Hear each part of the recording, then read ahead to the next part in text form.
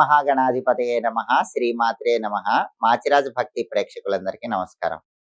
ఫిబ్రవరి 11వ తేదీ నుంచి ఫిబ్రవరి 20వ తేదీ వరకు మేషాది ద్వాదశ రాశులకి రాశి ఫలాలు ఎలా ఉంటాయో, ఈ 10 రోజుల్లో ఏ గ్రహాలు యోగిస్తున్నాయో, ఏ గ్రహాలు యోగించటం లేదో, యోగించే గ్రహాల ఫలితాలు రెట్టింపు చేసుకోవటానికి, యోగించని గ్రహాలు ఇచ్చే వ్యతిరేక ఫలితాలు తగ్గింపజేసుకోవటానికి ఎటువంటి పరిహారాలు చేసుకోవాలో, ఏ ఏ దేవాలయ దర్శనం చేసుకోవాలో, ఏ మంత్రాలు జపించుకోవాలో, ఏ స్తోత్రాలు చదువుకోవాలో, సకల దేవతా స్వరూపమైన గోమాతకు ఎలాంటి ఆహారం తినిపించాలో, ఈ 10 రోజుల పాటు మేషాది ద్వాదశ రాశుల వాళ్ళ భవిష్యత్తు ఎలా ఉండబోతుందో ఈ వీడియోలో మనం తెలుసుకుందాం. తదుపరి తులారాశి. తులారాశి వాళ్ళకి సూర్యుడు ఫిబ్రవరి 11 నుంచి ఫిబ్రవరి 20 మధ్యలో 4, 5 స్థానాల్లో సంచారం చేస్తున్నాడు.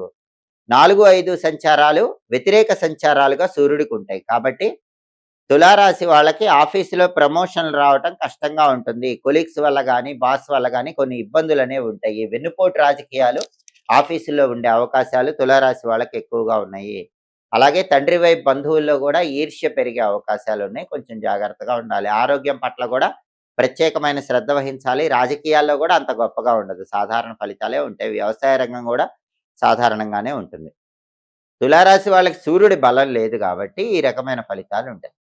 సూర్యుడి బలం పెరగాలంటే గోధుమలు నానబెట్టి బెల్లంతో కలిపి వీలైనప్పుడు ఆవుకు పెడుతూ ఉండాలి. కేజింబావు గోధుమలు ఎర్ర వస్త్రంలో మూటగట్టి బ్రాహ్మణుడికి దానం ఇవ్వాలి. అలాగే సూర్యుడికి అధిష్టాన దైవం విష్ణుమూర్తి కాబట్టి విష్ణుమూర్తికి సంబంధించిన ఓం నమో భగవతే విష్ణవే అనే మంత్రం రోజు 21 సార్లు చదవాలి. విష్ణు పంజర స్తోత్రం చాంటింగ్ వినాలి. అప్పుడు సూర్యుడిచ్చే వ్యతిరేక ఫలితాలు తొలగిపోతాయి. అలాగే తులారాశి వాళ్ళకి బుధుడు 5వ స్థానంలో ఫిబ్రవరి 11 నుంచి ఫిబ్రవరి 20 మధ్యలో వ్యతిరేక ఫలితాలు ఇస్తున్నాడు. తులారాశి వాళ్ళకి బుధుడి బలం కూడా లేదు. కాబట్టి తులారాశి విద్యార్థులు బాగా హార్డ్ వర్క్ చేస్తేనే ర్యాంకులు వస్తాయి. తులారాశి నిరుద్యోగులు కూడా బాగా ప్రిపేర్ అయ్యి వెళ్తేనే ఇంటర్వ్యూలో ఫైనల్ రౌండ్లో సెలెక్ట్ అవుతారు. ప్రిపేర్ అవ్వకుండా వెళ్తే ఫైనల్ రౌండ్లో పోయే అవకాశం ఉంది. వ్యాపారస్తులకు కూడా వ్యాపారం ఒడిదొడుకులుగానే ఉంటుంది. ఊహించిన లాభాలు కనిపించవు. అంటే విద్యార్థులు, నిరుద్యోగులు, వ్యాపారస్తులకి తులారాశి వాళ్ళకి బుధుడు వ్యతిరేకంగా ఉన్నాడు కాబట్టి బుధుడి బలం పెరగాలంటే నానబెట్టిన పెసలు ఆవుకు పెట్టాలి. కేజింబావు పెసలు ఆకుపచ్చ వస్త్రంలో మూటగట్టి దానం ఇవ్వాలి. అలాగే బుధుడికి అధిష్టాన దైవం గణపతి కాబట్టి గణపతికి సంబంధించిన ఓం వికటాయ నమః అనే మంత్రం 21 సార్లు రోజు చదవాలి. సంకటనాశక గణేష స్తోత్రం చాంటింగ్ వినాలి. ఇవి చేసుకుంటే బుధుడిచ్చే వ్యతిరేక ఫలితాలు తొలగిపోయి అనుకూల ఫలితాలు పొందవచ్చు. అలాగే కుజుడు 4వ స్థానంలో తులారాశికి వ్యతిరేకంగా ఉన్నాడు. అర్ధాష్టమ కుజ దోషం ఉంది. ప్రాపర్టీస్ కొన్నా అమ్మినా పెద్దగా లాభాలు ఏవి కనిపించవు. అంటే ప్రాపర్టీ అమ్మాలనుకుంటే మంచి రేటు రాదు, కొనాలనుకుంటే తక్కువ రేటు కాకుండా ఎక్కువ రేటు ఉంటుంది. కాబట్టి ప్రాపర్టీస్ కొనటానికి కానీ అమ్మటానికి కానీ అంత గొప్ప బలమైతే తులారాశి వాళ్ళకి లేదు. ఎందుకంటే అర్ధాష్టమ కుజదోషం నడుస్తోంది.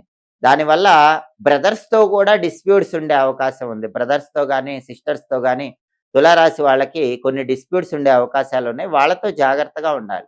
రియల్ ఎస్టేట్లో కూడా ఫ్లక్చుయేషన్స్ అనేవి ఈ 10 రోజుల్లో కనిపిస్తూ ఉంటాయి. అర్ధాష్టమ కుజదోషం ఉంది కాబట్టి బ్యాంక్ లోన్లు శాంక్షన్ అవటం కూడా కష్టంగానే ఉంటుంది.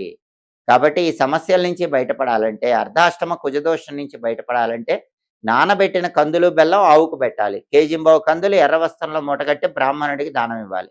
అలాగే సుబ్రహ్మణ్య స్వామికి సంబంధించినటువంటి ఓం స్కందాయ నమః అనే మంత్రాన్ని రోజు 21 సార్లు చదవాలి. సుబ్రహ్మణ్య కరావలంబ స్తోత్రం చాంటింగ్ వినాలి. అప్పుడు కుజుడిచ్చేటటువంటి వ్యతిరేక ఫలితాలు తొలగిపోతాయి. అర్ధాష్టమ కుజదోషం నుంచి బయటపడచ్చు.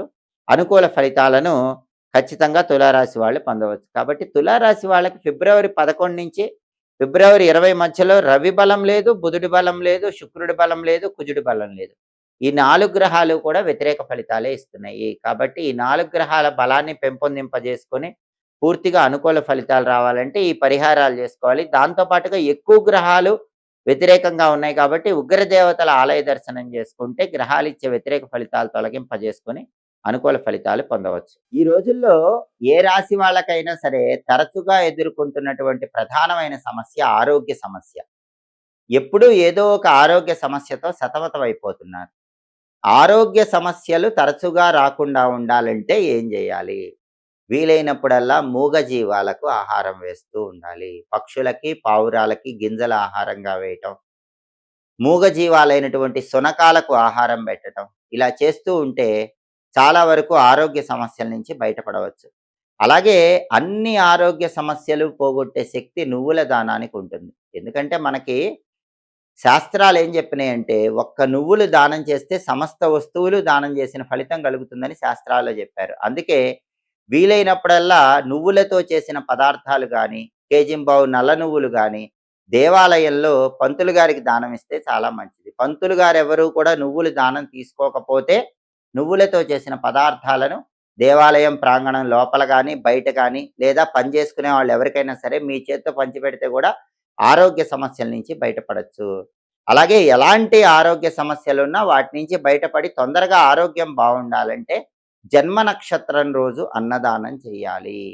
మీ జన్మ నక్షత్రం రోజు గానీ, నామ నక్షత్రం రోజు గానీ, పుట్టిన తిథి ఉన్న రోజు గానీ, అన్నదానం కనీసం 11 మందికి చేస్తే చాలా వరకు ఆరోగ్య సమస్యల నుంచి బయటపడొచ్చు.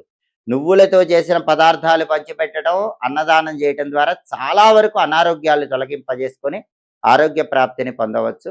అలాగే సూర్యుడు ఆరోగ్య కారకుడు. కాబట్టి సూర్యుడి ద్వారా ఆరోగ్యం పొందాలంటే నానబెట్టిన గోధుమలు బెల్లంతో కలిపి ఆవుకు పెట్టడం, కేజింబావు గోధుమలు వీలైనప్పుడు ఎర్ర వస్త్రంలో కట్టి దేవాలయంలో పంతులు గారికి దానం ఇవ్వటం చేయాలి. అలాగే చండీ సప్తశతిలో మనకొక శ్లోకం చెప్తారు. ప్రతిరోజు కూడా ఎవరైనా సరే ఒక గ్లాసులో నీళ్లు తీసుకొని, ఆ నీళ్ల మీద అరచెయ్యి ఉంచి, చండీ సప్తశతిలో చెప్పిన ఆ శ్లోకాన్ని 11 సార్లు చదువుకొని, ఆ మంత్రించిన నీళ్లు తాగితే కూడా ఎటువంటి అనారోగ్యాలున్నా 41 రోజుల్లో ఆ అనారోగ్యాల నుంచి సులభంగా బయటపడవచ్చు. ఆ శ్లోకం ఏంటంటే, మాం భయాత్ సర్వతో రక్ష శ్రియం వర్ధయ సర్వదా శరీరారోగ్యం మే దేహి దేవదేవ నమోస్తుతే. ఇది శ్లోకం. శ్లోకం అందరూ జాగ్రత్తగా గమనించండి.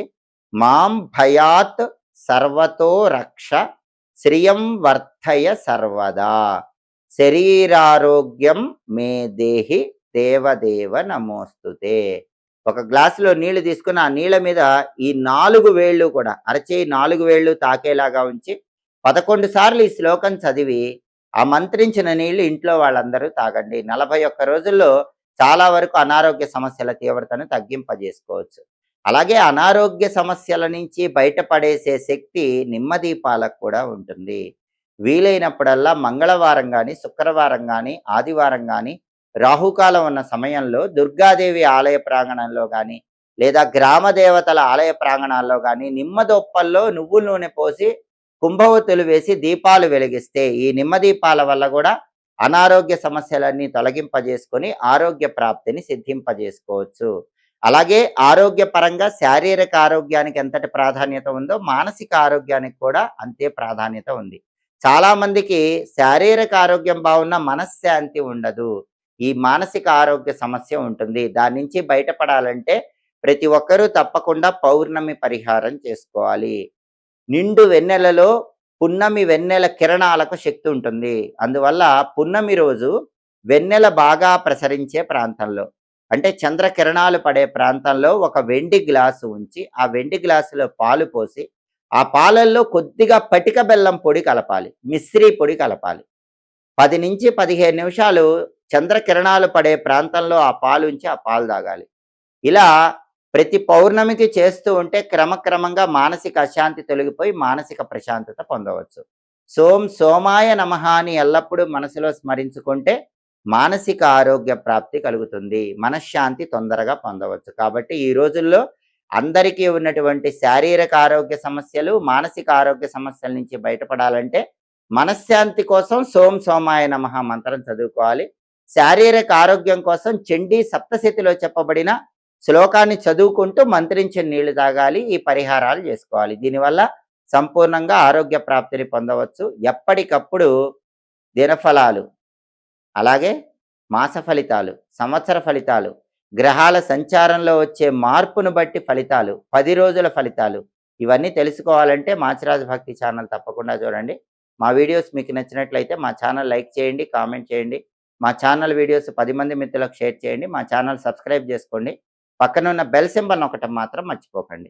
సర్వే జనాః సుఖినో భవంతు. స్వస్తి.